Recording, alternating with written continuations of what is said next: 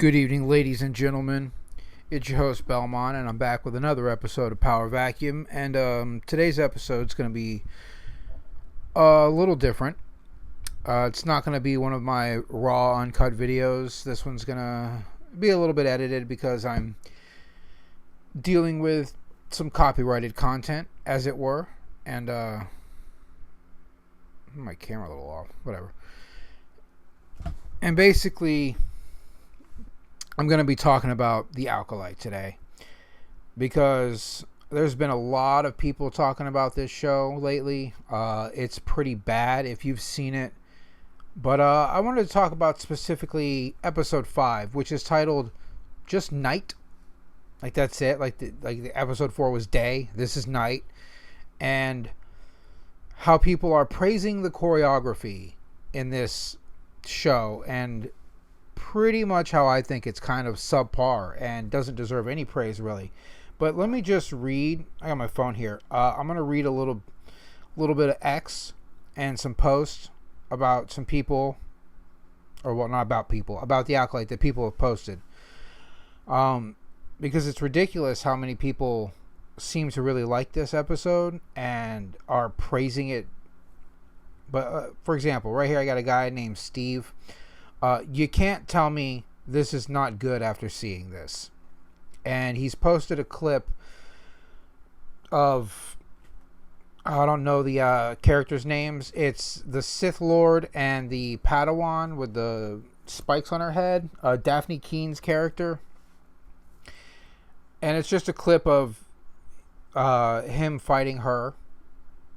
And that's it. He just says, you can't tell me it's not good after seeing this. And then I've got another guy here named Ben. I'm a lifelong lightsaber choreography nerd. When Daphne Keen said the Acolyte was trying to top the Duel of the Fates, I'll admit I was skeptical. But not only did they succeed, but the choreography in Night is without a doubt some of the best put to screen. I am in awe. Remember that phrase, because I'm going to be joking. Well, not joking, because I got serious. I'm going to bring it up a lot. Some of the best choreography put to screen. That implies in all of cinema, the entirety of movies and television, ever put to screen. Just remember that, because here's some clips. So this is the Acolyte, and as you can see. Okay, hold on. So this scene right here. Let me pause for a second.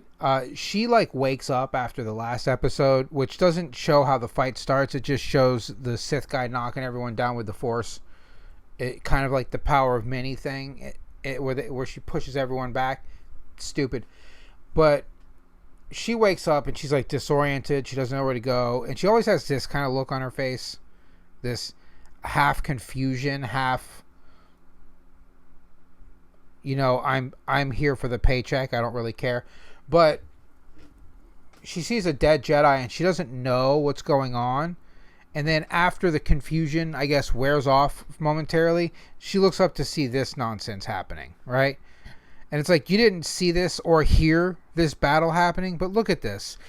So they're hiding the choreography through the trees. And the only reason I could think of that they're doing it is because it's not good or clean. And the people didn't train enough and they missed their cues. Because, like, look at this. Guy comes in. Oh, look, it's the Padawan guy. That guy just dies. But a second ago, he kicked somebody when he could have stabbed them. Why didn't he stab them? Plot armor, that's why. And then this right here. Fighting these two people. And he's going to, check out my cortosis. Oh, you're, saved by the Padawan. And it just seems that in this show, the Padawans, who aren't full Jedi Knights or Jedi Masters, are better at fighting than the fully trained Masters are. Which is nuts, because the whole point of the Jedi battles, the lightsaber battles in the prequels, were because George Lucas wanted to show what Jedi Knights were like in their prime, and how, like, skilled they were. And this does not show it. But you have this guy fighting, right? Cuts his leg, Why his leg? Why didn't he cut him through the torso? Why didn't he stab him? I mean, the opportunities were there. Just wanted to cut his leg, have him lay down. You know, that plot armor is real strong. And this guy, right? So you've got that dude that was there just a second ago. He only shows up when there's like a filler for the scenes. He's just on the sidelines, not doing anything, not engaging in the battle. It's makes me wonder what he's there for. And I guess it's literally just the filler. But yeah, this guy comes in, and look at this. This is great. You see her off swinging the saber, and then he cuts this guy here, right? Boom. And hang on, let's go back a second. Yeah, there's that guy dying for the sake of dying. But yeah, this is them trying to figure out why their weapons aren't working because of the cortosis. But as you can see, let me tell you, cortosis is an expanded universe thing that's a rare mineral. It's incredibly hard to process and refine, and it was usually made to make blades to disrupt Jedi lightsabers to give people a chance to actually battle the Jedi. And that's expanded universe starting with like the comic books, I believe, is where they canonized cortosis in that manner.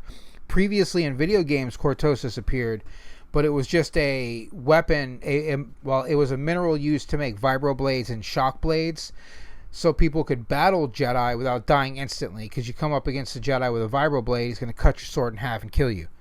Seconds, you're done. The cortosis lining on the vibroblades allowed them to continue to battle and gave people a fighting chance. But in this, the cortosis stops the blades for about 8 seconds,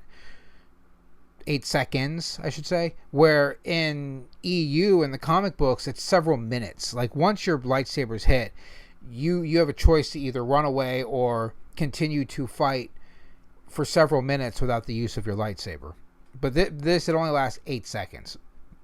So yeah, mere seconds, they come back on, they come back in. White guy getting kicked out. But this part's crazy. He knocks her back, right? And then he goes to fight this guy. And her saber comes in. There's no contact there. And there's another brief moment right here. He turns and spins. And then here he has to go to take this guy out. And you can see her lightsaber starts to come in. And she backs off.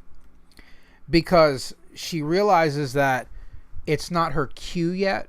Never mind the fact that, like, story-wise, choreography-wise, this guy would be getting stabbed in the back by a Jedi right now, right?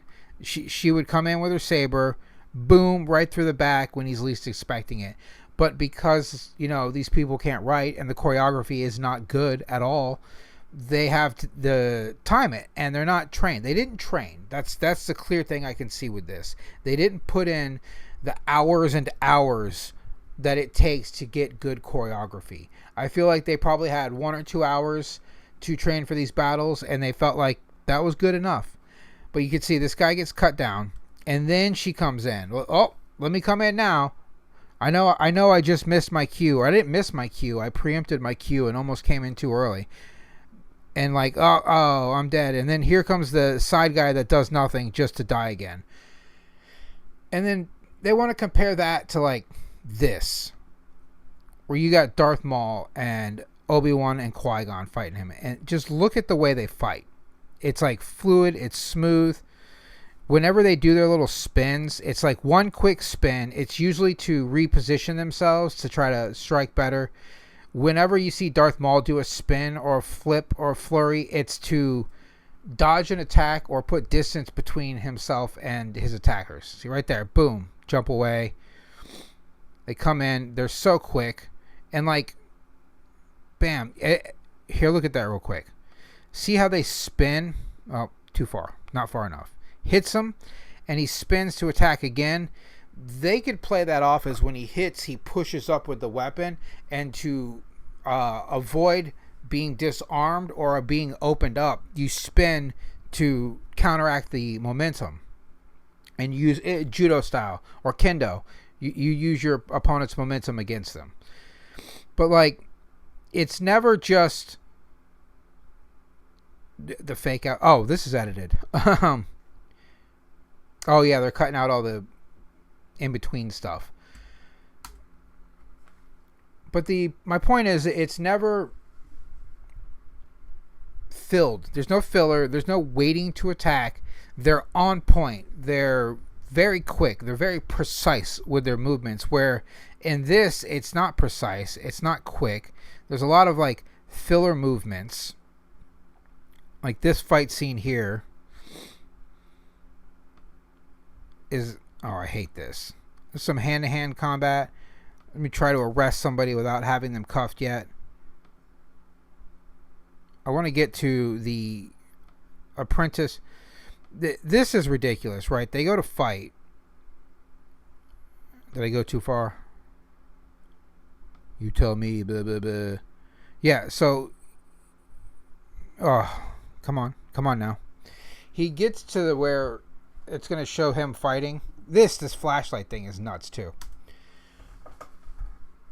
She has a flashlight. She's running through the woods. Right after telling this guy that these things chase light. There's these monsters. Or maybe that's later in the episode. I don't know. The writing's real bad. He gets kicked down. Da-da-da. Gets up. They're gone. They're fighting. Here we go. And like, she senses something. Right? And this is going to be the Padawan versus the Sith Lord fight. But does she actually sense something in the Force? Or is she just hearing him running through the woods? But they come in. Boom, boom, boom. Boom, boom, boom. Boom. She gets kicked. She's down, right? He doesn't attack. He doesn't move. She's laying there staring at him. Oh, let me monologue for a second. So, oh, I jumped too far ahead. He monologues. She gets up, right? Nice and slow. This is good choreography and good writing, people. Like, all those opportunities to take down your opponent, to strike them down, to end them early. No, doesn't take them. She gets up nice and slow. She's gripping her blade way too high, by the way. Like, the heat would probably be... It looks like she's almost gripping the actual lightsaber blade. Right? And then... Oh, let me attack him. Boom. And people are like, this is good. This is good choreography. All right, look. Here he is. Just standing there. Makes no motion. Blade goes down. He gives her time to realize her blade's not working before moving. And then this scene right here.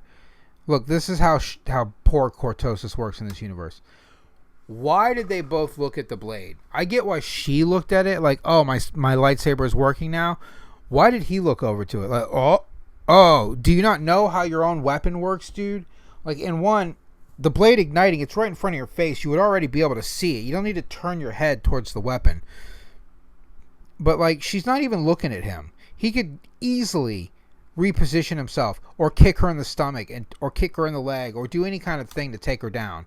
You know, Jedi kick's the most powerful attack in the all of Star Wars. But tap, tap, tap. She's got two weapons, but she's only using one at a time, really. Like, this is so sloppy. We'll see her escaping. Oh, yep. And then this, I don't know why. He's so distracted by this lady. She runs off, and he's like, they clash. He pushes her back. He runs away, turns his back to his opponent to watch this chick run away. And the entire time, she's just standing there. She never approaches him. She never, exploits the opening. Just stands there and waits for him to turn around and attack her again. Block, block. And then she does these twirlies that do like nothing. And then he destroys her weapon. And look at this. She's just standing there stunned. He had ample opportunity to strike her down. But what does he do? He takes off running again. Because that's what he does. Every time he has the opportunity to kill one of the main characters of this show, instead of killing them, he has to disappear. And like, this doesn't cultivate mystique. This is not like good choreography or good writing. This is some dumb shit. And like, oh look, they're back where the fight started in the beginning again. They somehow ended up back here with that one Jedi still dead on the ground. And it's like, they were just, I don't know. When he got kicked out the back of the building, she got kicked out the back of the building. The fight was happening behind the building. but it somehow made its way to the front. They just don't know what they're doing. Oh, this is the part where they're like, oh, they're attracted to light. Yeah, these monsters. All right. And then this part right here. Oh, wait. Let me show you this. I'm mad at you. I want to kill you. But instead of killing you, I'm going to free you. Like, I'm supposed to believe this guy's so incompetent that he attacks dead down the center while she's holding her hands in front of her like that and frees her. Like, and then they just explode off her wrist. Like, they just fall apart. What kind of shackles are so crap that if you destroy the connector, the shackles fall apart? Like, if somebody broke the chains on handcuffs, you would have handcuffs still attached to your wrist. They wouldn't just fly to pieces. And I don't know, maybe the new military style ones do that, like prevent motion, but I doubt it. I feel like if you just broke that middle piece, they would still be there. But then, oh, here come them to the rescue. And this fight, and this is the fight I think that Daphne Keen was saying was better than Duel of the Fate. But look at this, right? Here she has an opportunity to strike him down, right? Oh, but wait. Let me not swing. Let me step back and get into position for where I'm supposed to be in the choreography, because I moved into position too soon. I had to lower my blade and lean back instead of striking what my character would have done in real world situation like that had I moved in that soon. Just cut the Sith in half, fight's over, good night, sleep tight. But like, no, these people, this choreography is so poorly written and so poorly planned and executed. And then here, she kicks him and stuns him. This dude's here to clash. And instead of staying on his weak side, which would be now open to her, she runs around the master so she can kick him again. And I get it. The Jedi kick is the most powerful attack in the universe. But like, to say this is good choreography when there's just opening after opening that could have been exploited is disingenuous and shows a profound misunderstanding of what choreography is. Like, oh, let me turn my back to both my opponents, and instead of them attacking me, they're going to wait and pause so I can run forward. But this is the most amount of emotion you will see on this actress's face throughout the entire series right here. This feigned surprise. Because like, oh, I just got hit. And back to stoic. Bam. And then there's this brief moment where they get into a clash again. They keep showing her. They get into a clash. This part right here. Oh, they're attracted to light. Except when they're not. It's so dumb. Like, this writing's so bad.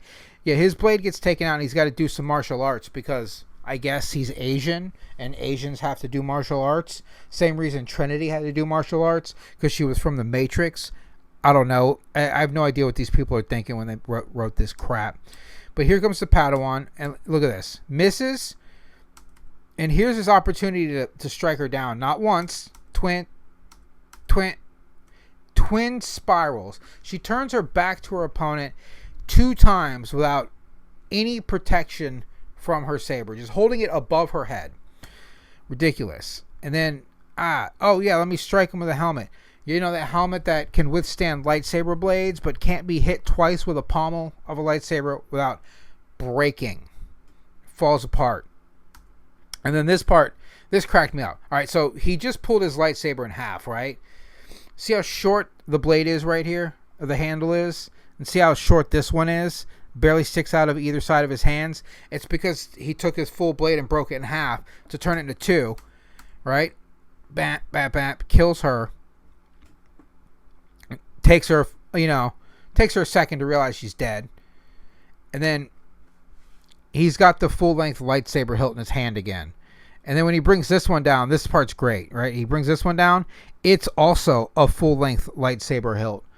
It's like they forgot that he just took it in half seconds ago when they were writing this. And I'm like, oh man, that's bad. And how they supposedly think they kill this guy is they attach a light to his back, and the things that weren't attracted to a light but are attracted to the light earlier are suddenly attracted to the light now because it matters for the point of plot. Never mind the fact that the girl was shining a light directly at these monsters that are attracted to light and they didn't do anything. But now when it's on his back and the bad guy does something. But let's look at the pupil versus the Sith Lord fight for Duel of the Fates. Like, look how clean and crisp this fight is. Look how quick it happens. Boom, boom, boom. Like, this is what good choreography looks like. And for that guy on X to be like, oh yeah, I didn't believe him, but now I'm sold. I am in awe. You think that what I just showed you is better than what you're looking at right now? Dude, you're out of your mind. This is some of the cleanest choreography I've seen. These people put in weeks of work to get this fight scene down. Oh, Jedi kick. Most powerful attack. And then that. Whenever spins and flips happen in like the old Star Wars, with the exception of that weird Obi-Wan and Anakin twirling their lightsabers around each other before they clash thing that happens in Revenge of the Sith, most spins are like tactical or done for a reason. Like this was to, dodge an attack and put distance between himself and his opponent. It wasn't to move forward towards my opponent while presenting my back to them several times. He even does like a little gloating hand gesture. But like, it's such a clean fight. It's such good choreography. And to tell me that the other stuff from the Acolyte is better is just nuts. I don't know. I don't know how you think that that's a better fight scene at all in any way. I don't know how you'd say it's some of the best choreography put to screen. Like, I could think of YouTube videos made by fans that are better than the choreography that anything Disney has put out. Hell, what is that movie? Equilibrium with Christian Bale. The gun kata fight scenes where people are basically doing martial arts with guns is way better than anything Disney has put out. But this guy on X thinks that this episode is some of the best choreography ever put to screen. I just don't get it. I don't understand where these people are coming from. I don't understand their take. I don't know how they can look at this sloppy, people getting into position too soon, people having to literally pause while on screen and reposition themselves before initiating the rest of their choreography is considered good, let alone the best put to screen. Like, when you go back and watch Duel of the Fates and you see how crisp and clean their attacks are, how well timed, how there's no room for error, right? I think that's something that the original choreography, Gillard? I think it's Gillard.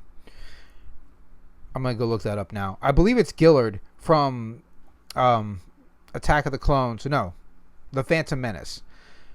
And I'm pretty sure that that's like weeks of trading. And he says there's no room for error because we had to treat these as if like, one mistake is death. And that's what it is with a lightsaber battle. One mistake, one pause, you're out of place, you're dead.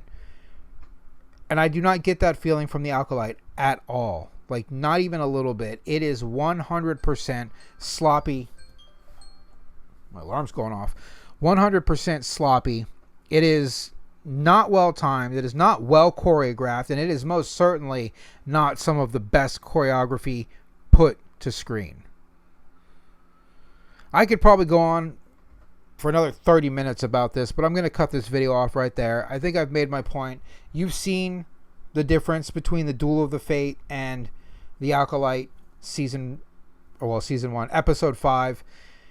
And yeah, you can see it with your own eyes. There's no way it's better. I don't know how anybody could think that. And that's all I have for today. Belmont out.